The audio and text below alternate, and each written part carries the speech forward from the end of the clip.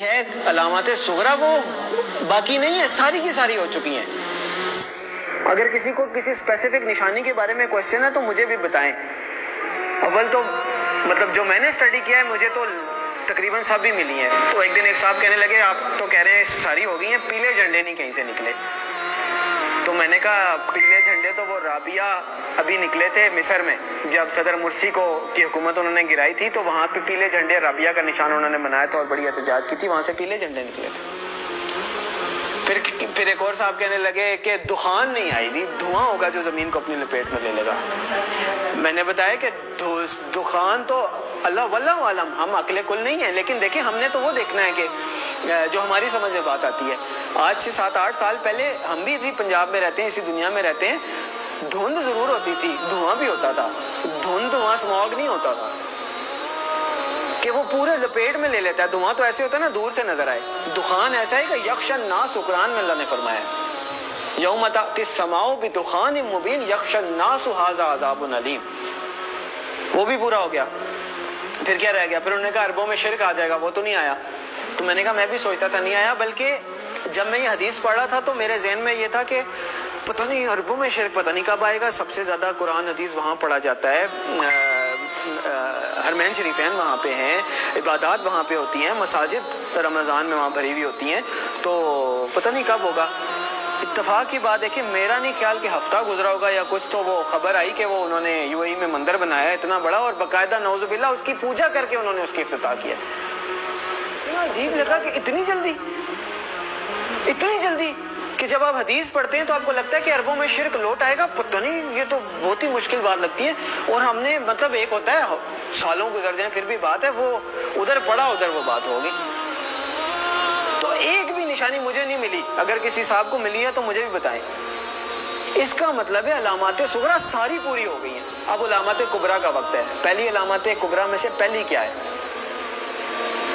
امام المہدی کا ظہور پہلی علامات کبریٰ میں سے پہلی بڑی نشانی ہے۔ دوسری ہے دجال کا ظہور، تیسری ہے حضرت عیسیٰ علیہ السلام کا حضرت عیسیٰ علیہ السلام کا آسمان سے آنا واپس، چوتھی ہے یاجوج ماجوج۔ 4 یہ نشانیاں ہیں قیامت کی علامات کبریٰ۔ پھر 2 اور نشانیاں ہیں، سورج کا مغرب سے نکلنا اور دعوت الارض کا نکلنا۔ کیٹیگرائزیشن یہ حدیث میں نہیں ہے کہ 4 نشانیاں ہیں یا 5 ہیں، ویسے بتایا گیا ہے۔ اس کو پھر علماء نے اپنے حساب سے، جیسے میں نے پہلے آپ کو بتائی دخان ہو گیا یا مختلف رابعہ ہو گئے، پہلی پیلے جھنڈے ہو گئے، یہ وہ ان کو علامات صغرا کہا گیا ہے، چھوٹی نشانیاں، اور یہ جو ابھی میں نے 4 آپ کو گنوائی ہیں نا علامات کبریٰ کے طور پہ کیٹیگرائز کیا گیا ہے۔ لیکن یہ جو باقی 2 ہیں میں ان کو علامات کبریٰ میں کیٹیگرائز نہیں کرتا، میری اپنی ایک کیٹیگرائزیشن ہے۔ کیوں؟ اس لیے کہ آپ صلی اللہ علیہ وسلم نے فرمایا کہ جب دعوت الارض نکل آئے یا سورج مغرب سے نکل آئے پھر کسی کی توبہ قبول نہیں ہے، جو ہے جیسے ہے ویسے ہے، کوئی نیک ہے بد ہے، کافر ہے مسلمان ہے مسلمان، پھر کسی کی توبہ قبول نہیں ہے۔ اس کا مطلب یہ ہے کہ یہ جو 2 نشانیاں یہ قیامت قائم ہونے کے واقعات ہیں، وہ تو ایک قسم کی قائم ہو گئی نا قیامت۔ تو جو نشانی تو وہ ہے کہ آپ الرٹ ہے، نشانی ہے بھائی آنے والی ہے، تیار ہو جائیں۔ تو جب آ گئی تو پھر تو نہ توبہ ہے نہ کچھ ہے، پھر تو نشانی نہ ہوئی، پھر تو ہو ہی گئی۔ جب توبہ ہی نہیں قبول، اس کے بعد آپ کوئی چینج ہی نہیں، ایکسیپٹنس۔ تو اس لیے 4 نشانیاں قیامت قائم ہونے کی ہیں، اس وقت تک پھر بھی چانس ہوگا، ایون دجال کے آنے کے بعد بھی چانس ہوگا اگر کوئی توبہ کرتا ہے، اللہ توفیق دیتا ہے۔ حضرت عیسیٰ علیہ السلام دنیا میں آتے ہیں، چانس ہے، یاجوج ماجوج آتے ہیں، چانس ہے، لیکن اس کے بعد دعوت الارض نکل آیا یا سورج مغرب سے نکل آیا پھر ختم۔ تو علامات صغرا ساری پوری ہو گئی، علامات کبریٰ کا وقت، اور علامات کبریٰ میں سب سے پہلے امام المہدی کا ظہور ہے۔ اور میرے بھائیوں، میرے پاس مطلب وہ اذان دینے والی بات ہے کہ وہ مؤذن اذان دیتا ہے نا، وہ کبھی کوئی 1-2 بندے آتے ہیں، کبھی کوئی بھی نہیں آتا۔ میرے بس میں نہیں ہے کہ میں چیخ کے بولوں کدھر سو رہے ہو، کدھر جا رہے ہو، اور نکل آؤ روٹی کپڑا مکان سے، اور میری جاب، میری گاڑی، میرا بچہ، میرا پلاٹ، نہیں۔ اور پتہ نہیں قیامت میں نے آپ لوگوں کو حدیث سنائی ہے، آنکھیں کھولیں، اور پتہ نہیں قیامت میں کتنے سال رہ گئے ہیں، شاید ہم پتہ نہیں اگلی جنریشن آئے بھی کہ نہ آئے۔ اور بعض لوگ کہتے ہیں پتہ نہیں پاگل ہے، سب کو ایسے لگتا تھا قیامت آنے والی ہے، نہیں۔ حدیث میں آپ صلی اللہ علیہ وسلم نے فرمایا کہ میں اللہ سے امید کرتا ہوں کہ میری امت کو آدھے دن کا وقت تو دے ہی دے گا اللہ تعالیٰ۔ صحابہ نے فرمایا آدھے دن سے کیا مراد ہے؟ تو آپ صلی اللہ علیہ وسلم نے فرمایا 500 سال۔ اور یہ قرآن سے بھی ثابت ہے کہ اللہ کے ہاں ایک دن ہمارے 1000 دنوں کے برابر ہوتا ہے۔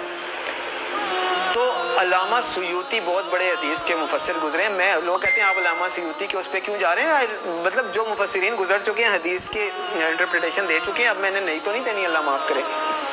تو علامہ سیوطی رحمۃ اللہ علیہ نے اس کی انٹرپریٹیشن میں لکھا ہے کہ اس کا مطلب ہے کہ ایک دن کے بعد 1.5 دن، یعنی کہ پچھلی امتوں کو کسی کو 1 دن ملا، کسی کو آدھا دن ملا، کسی اس طرح، یعنی کسی کی عمر 1000 سال ہوئی، کسی کی 500 سال، مختلف۔